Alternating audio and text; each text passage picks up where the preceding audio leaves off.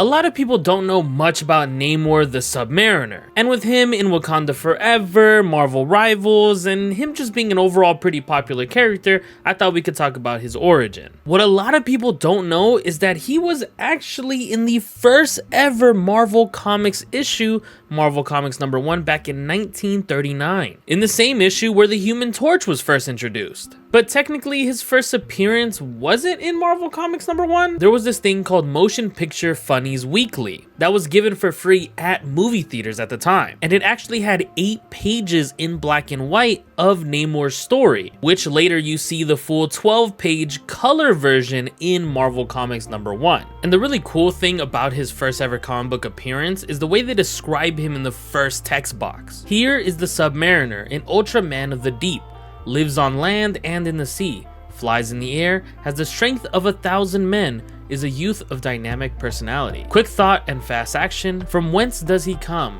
and what is his mission?